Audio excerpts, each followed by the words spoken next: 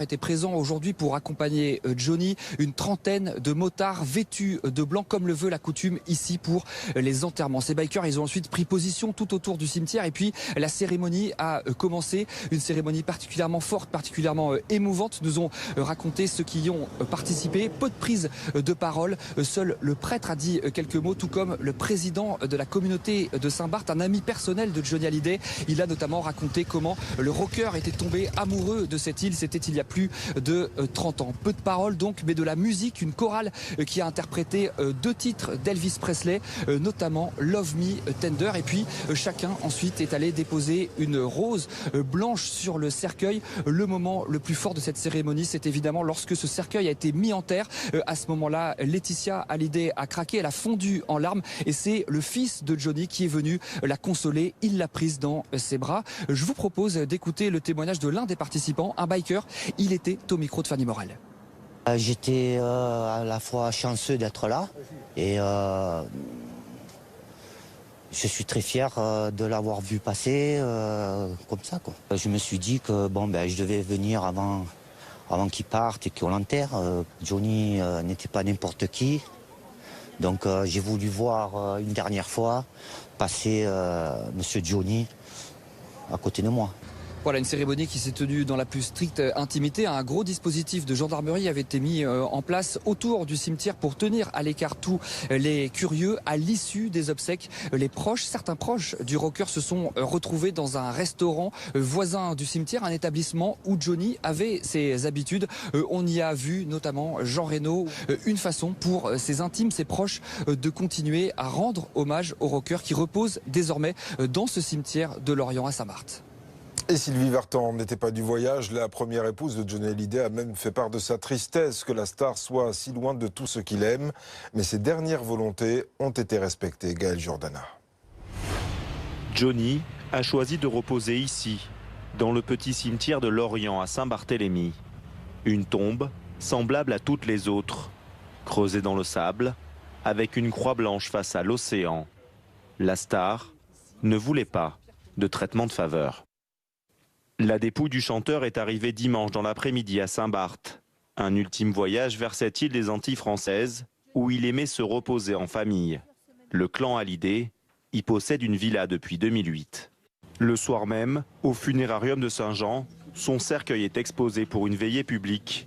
Un orchestre est présent pour un hommage en musique.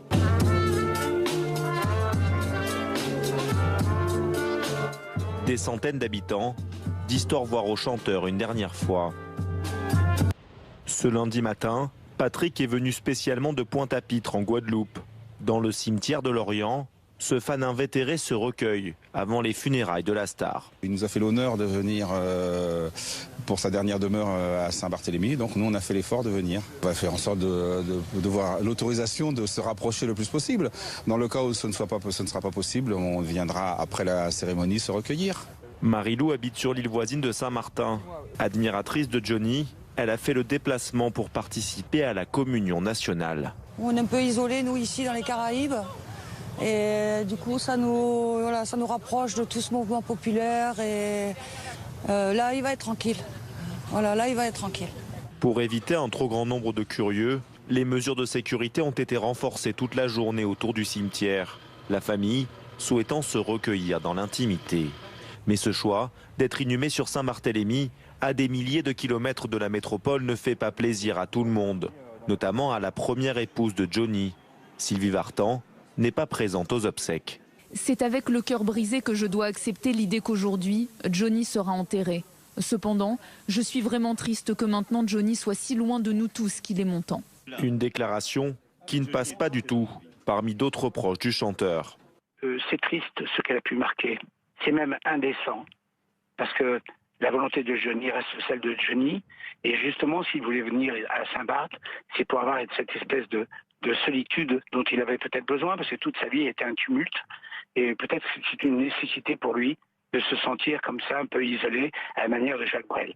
Certains habitants de Saint-Barthélemy s'inquiètent toutefois de ne pas pouvoir gérer l'afflux de touristes sur l'île. Le cimetière où repose Johnny est désormais fermé. Sa date de réouverture n'est pas encore connue.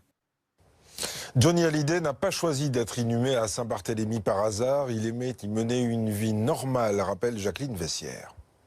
Il ne se prenait pas pour une star. Il était une autre grande star, mais il ne se prenait pas pour ça. Son amitié, sa sympathie pour les bikers, il y en avait de tout style quand même, des bikers. Il n'y avait pas que des gens qu'on côtoie tous les jours. Mais il adorait être avec eux. Et puis il parlait aux paysans là-bas, aux gens du cru. À Saint-Barth, il allait boire des coups dans les bistroquets. Ce qu'il y a de drôle, c'est que le cimetière où Johnny est enterré, à côté, il y a un petit restaurant qui s'appelle Joe Lamburger ou un truc comme ça. On l'a vu choisir, c'est Joe Burger. Et ben voilà, mais il allait manger là et boire des bières. Vous comprenez ce que je veux dire? Johnny, c'est l'opposé. Je l'imagine mal, vous savez, se faire ensevelir au Père-Lachaise ou des choses comme ça. La tempête Anna s'évacue. Il ne laisse pas une immense fortune à ses héritiers. La rockstar était en fait comme la cigale de la fable de La Fontaine. D'une certaine façon, Johnny entretenait un rapport avec l'argent un peu identique au rapport qu'il avait sur scène avec ses admirateurs. Il était généreux. Pour faire plaisir à ses fans, il ne s'économisait pas. Et pour faire plaisir à ses proches, il n'économisait pas. Alors Johnny gagnait bien sa vie, mais il n'avait pas envie de compter. L'argent, pour lui, était fait pour être dépensé. Alors on ne sait pas précisément combien il a gagné durant toute sa carrière. Selon les estimations, il gagnait entre 1 et 10 millions d'euros par an en fonction du nombre de concerts qu'il pouvait donner. Car il ne faut pas oublier que Johnny était un interprète. Il chantait des chansons qui, la plupart, avaient été écrites pour lui. Mais il n'était pas l'auteur, il n'était pas le compositeur de ces chansons. Et c'est ce qui fait toute la différence avec d'autres chanteurs, par exemple comme Elton John, qui lui a réussi à capitaliser une fortune qu'on estime aujourd'hui à plus de 280 millions de dollars. Pour gagner vraiment beaucoup d'argent, donc, Johnny était obligé de faire des concerts. Il en faisait beaucoup et il était relativement bien payé. Juste un exemple, pour la tournée des Vieilles Canailles, eh bien, on estime qu'il gagnait 150 000 euros par soirée. Et puis, il y avait la publicité. Quand vous êtes une star, la pub, ça paie bien. Avec Optique 2000, par exemple, il a gagné entre 300 000 et 1 million d'euros par an pendant presque une décennie. Mais c'était nécessaire, ces revenus complémentaires, pour faire face à son endettement, pour faire face à ce qu'il devait, notamment au fisc. On ne va pas revenir sur l'intégralité de ces démêlés avec le fisc, mais juste un exemple. Dans les années 70, il a subi un redressement fiscal de 15 millions d'euros. Pas 15 millions de francs, 15 millions d'euros. Il était donc obligé régulièrement de s'endetter et il allait voir sa maison de disques pour qu'elle lui prête de l'argent. Et ensuite, évidemment, pour la rembourser, eh bien, Johnny sacrifiait les royalties auxquelles il avait droit. Certaines années, c'était jusqu'à 90% des redevances sur ses ventes de disques. Et puis, c'était pas la seule chose, hein. Par exemple, Johnny a dû céder la marque Johnny Hallyday à Universal, toujours pour rembourser ses dettes. Au final, il reste le patrimoine immobilier. Sur les 4 maisons du couple, 2 ont été mises en vente ces dernières années. Le chalet de Gstaad en Suisse, qui, selon le Figaro, est toujours en vente. Et puis, la maison de Marne-la-Coquette, qui n'a jamais trouvé preneur. Moins de 100 personnes devaient y participer. Le corps du chanteur reposera ensuite dans le petit cimetière marin de Lorient, tout près de la résidence que Johnny avait achetée il y a 10 ans. Et on retrouve sur place notre correspondant Jérôme Bouékas. Bonsoir Jérôme, la cérémonie est sur le point de commencer. Seule la famille et les proches du chanteur y assistent.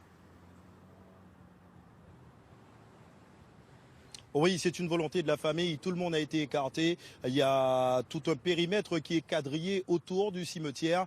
Pas de médias, pas de population. Les écoles sont exceptionnellement fermées. C'est une vraie volonté de la famille. Selon nos informations, le cortège devrait quitter la maison funéraire d'ici 3 petites minutes et passer sur cette route juste à mes côtés pour se diriger vers le cimetière de Lorient. Tout le monde est de blanc, vêtu comme le veut la tradition lors de funérailles ici à Saint-Barthélemy.